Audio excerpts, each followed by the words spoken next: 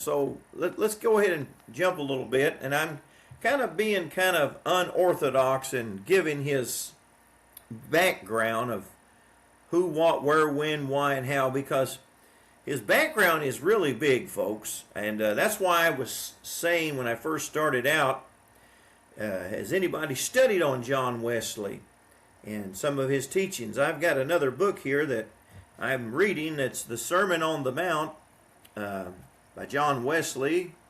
See right here, the Sermon on the Mount. I'm going to read this one as well.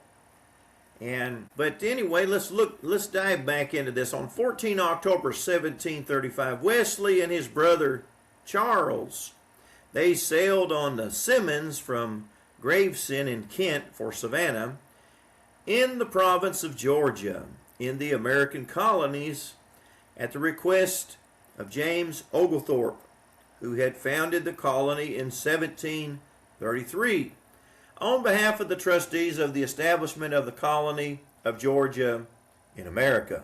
So Oglethorpe, he wanted Wesley to be the minister in the newly formed Savannah Parish, a new town laid out in accordance with the famous Oglethorpe plan.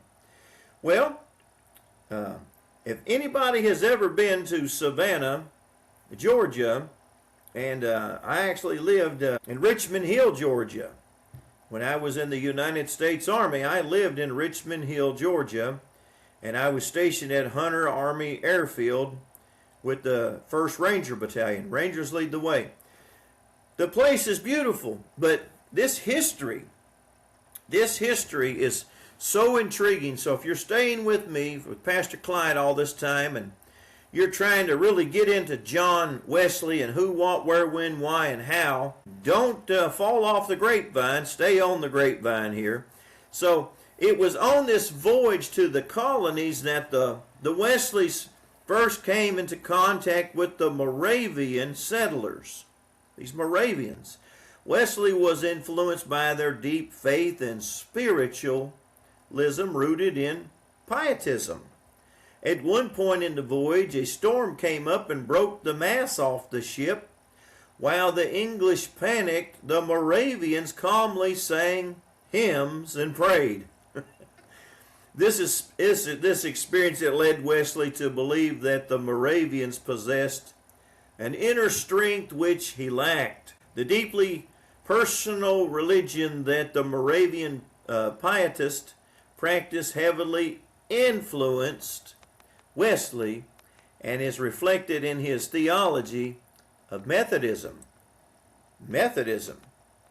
So Wesley, he arrived in the colony in February of 1736, and so he was underway and doing things or whatever, but his first go around did not turn out so great, in the long run. Whenever he went into the Americas. He's a little guy in stature. He's only, 5'3", 5'4". I can't recollect the exact, but he's very short in stature. But this open air preaching that is being done, this is unorthodox. This is out of bounds. Preaching is normally done indoors. And then him riding around on a horse, circuit riding, and riding all of these miles or whatever, preaching the gospel and doing all these things. But anyway, they came up with the Methodist. That's where the Methodist, because they're very methodical in how he was in college. They used to kind of make fun of him. Them all were very methodical, and so they kind of embraced that, and that's where the Methodist movement came from, and the church is at today.